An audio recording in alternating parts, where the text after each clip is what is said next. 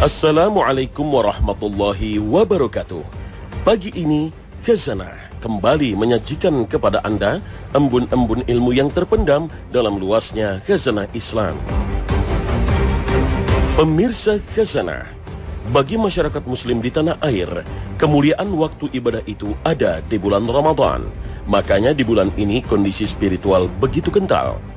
Padahal masih ada bulan lain yang sangat istimewa. Bahkan ada sebagian ulama menyebutnya lebih istimewa dari bulan Ramadan, yaitu 10 hari bulan Zulhijjah. Bulan mulia ini sebentar lagi akan tiba, diperkirakan mulai tanggal 23 Agustus. Maka sayang jika terlewatkan begitu saja. Mengapa 10 hari pertama bulan Zulhijjah begitu istimewa? 10 hari pertama bulan Zulhijjah merupakan waktu yang sangat istimewa. Sampai-sampai Allah bersumpah atas waktu-waktu istimewa ini dalam firman-Nya. Demi fajar dan malam yang 10. Al-Quran Surah Al-Fajr ayat 1 hingga 2. Imam Ibnu Katsir menyebutkan dalam tafsirnya dari Ibnu Abbas bahwa 10 hari ini yang dimaksud dalam ayat ini adalah 10 hari pertama bulan Zulhijjah. Bila Allah Subhanahu wa Ta'ala telah bersumpah atas sesuatu, maka hal itu bukanlah perkara main-main. Itu masalah yang sangat penting dan perlu mendapatkan perhatian khusus. Dari Jabir bin Abdullah, Rasulullah bersabda, hari yang paling utama di dunia adalah hari 10 Zulhijjah. Sahihul Jami'. Rasulullah SAW bersabda, ada 2 bulan yang pahala amalnya tidak akan berkurang. Keduanya 2 bulan hari raya, bulan Ramadan dan bulan Zulhijjah. Hadis riwayat Bukhari dan Muslim.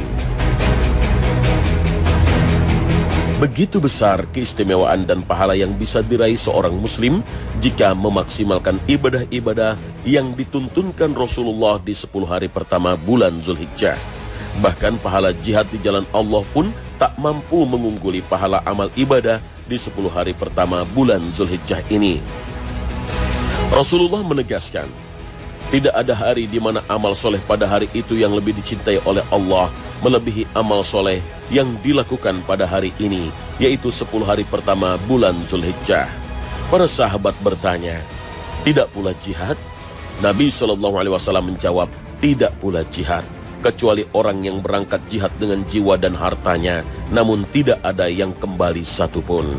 Hadis riwayat Bukhari. Oleh karena itu, betapa ruginya bila kita melewatkan kesempatan beribadah di 10 hari pertama bulan Zulhijjah ini. Karena Allah Subhanahu wa Ta'ala akan melipat gandakan pahala semua amal ibadah kita, sebagaimana sabda Nabi SAW.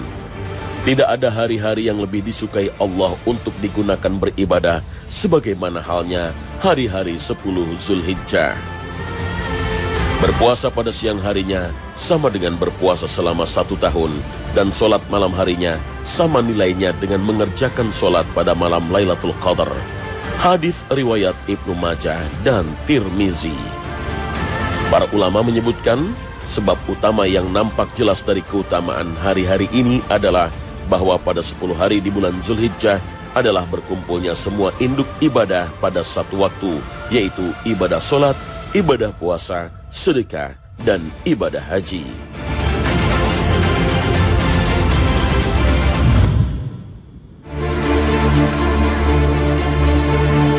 Pemirsa Khazanah, lalu ibadah seperti apa yang dianjurkan Rasul SAW untuk dilakukan dalam mengisi waktu-waktu istimewa dan mulia ini? Ternyata bukan ibadah yang rumit ataupun berat dilakukan, tapi ibadah yang sangat ringan dan bisa dilakukan oleh siapapun tanpa keringat, kerja keras, dan pengorbanan besar. Di waktu-waktu ini, Rasulullah SAW menganjurkan kita untuk banyak-banyak bertakbir kepada Allah. Waktunya kapan? Takbir bisa dilakukan secara mutlak, artinya bisa kita lakukan dan ucapkan kapan saja dan di mana saja selain tempat-tempat yang terlarang seperti toilet. Dimulai sejak awal bulan Zulhijjah hingga tanggal 13 Zulhijjah. Termasuk juga takbir yang bersifat muqayyad, artinya takbir yang dilafazkan seusai sholat fardu berjamaah yang disyariatkan semenjak pagi hari di tanggal 9 Zulhijjah sampai dengan sore hari tanggal 13 Zulhijjah.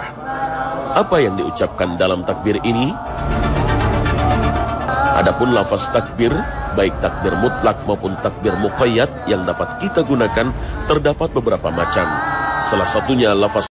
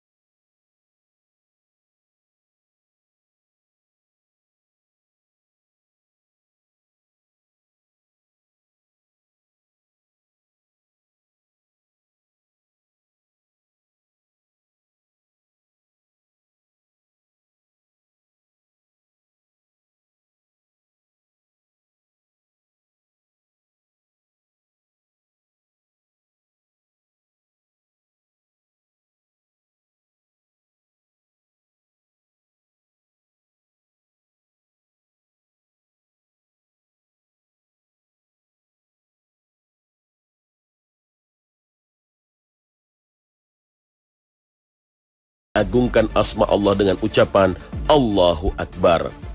Allah Ta'ala berfirman, dan berzikirlah dengan menyebut Allah dalam beberapa hari.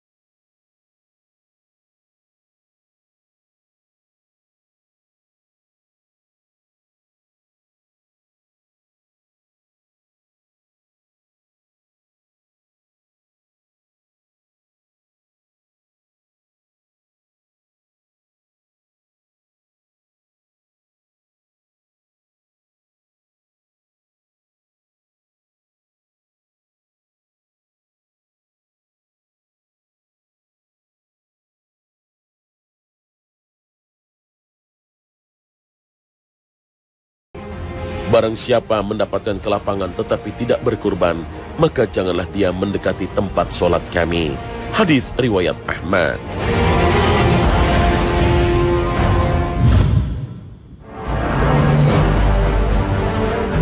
Pemirsa Khazanah, tanpa banyak disadari, selama ini telah terjadi pergeseran persepsi, pemahaman, dan penyikapan dari banyak pihak umat Islam terhadap esensi syariat kurban. Sehingga Hari Raya Kurban hampir menjadi sekedar momen berbagi dan sebatas sarana bersedekah daging. Meskipun dalam kurban terdapat aspek sosial dengan berbagi dan bersedekah, namun itu sama sekali bukanlah inti dari ibadah kurban. Hakikat kurban pada setiap hari raya Idul Adha justru terletak pada prosesi penyembelihan salah satu dari 3 jenis hewan ternak. Sebagai sebuah ibadah ritual persembahan spesial, wujud penghambaan, wasilah atau sarana pendekatan diri, dan syiar deklarasi tauhid hanya kepada Allah Ta'ala. Sedangkan porsi berbagi atau bersedekah daging dan semacamnya hanyalah sebatas efek dan konsekuensi saja dari ibadah istimewa ini. Tak beda seperti efek kesehatan yang didapat seorang muslim dari ibadah sholat atau puasa atau haji dan lain-lain yang dilakukannya. Sehingga seseorang yang berkurban dengan niat dan motivasi utama untuk sekedar bersedekah daging secara umum hampir sama dengan yang menjalankan sholat.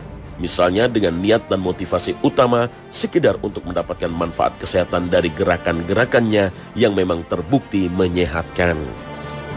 Jadi intinya kita harus menunaikan prosesi penyembelihan hewan kurban dengan niat dan motivasi utama sebagai ibadah persembahan ritual, bentuk deklarasi iman dan tauhid, serta sekaligus wasilah taqarrub, sarana pendekatan diri kepada Allah Subhanahu wa Ta'ala. Memang, dalam pelaksanaan syariat kurban terdapat 3 aspek utama. Pertama, aspek ritual. Kedua, aspek syiar. Dan ketiga, aspek sosial. Ketiga aspek ini tentu saja penting dan sebisanya harus diupayakan agar diwujudkan semuanya. Akan tetapi, inti syariat kurban, ibadah ritualnya, bukan aspek sosialnya. Maka aspek ritual harus menjadi landasan niat dan dasar motivasi utama setiap orang yang berkurban. Aspek ritual ibadah kurban harus diutamakan oleh orang yang berkurban dan juga pihak-pihak yang mendapat amanah untuk prosesi penyembelihan hewan kurban, misalnya kepanitiaan di masjid-masjid, lembaga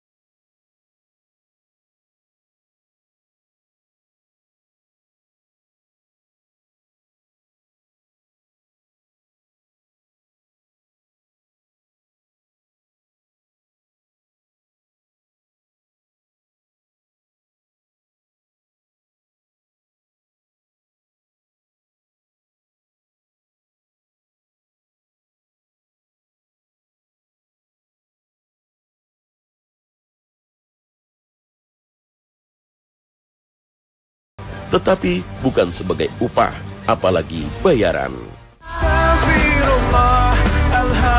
Nah, pemirsa, sampai di sini akhir perjumpaan kita. Semoga kita selalu memanfaatkan keistimewaan bulan yang dikhususkan Allah Subhanahu wa Ta'ala dan mendapatkan limpahan rahmat dan taufiknya. Amin ya rabbal alamin. Terima kasih atas perhatian Anda. Wassalamualaikum warahmatullahi wabarakatuh.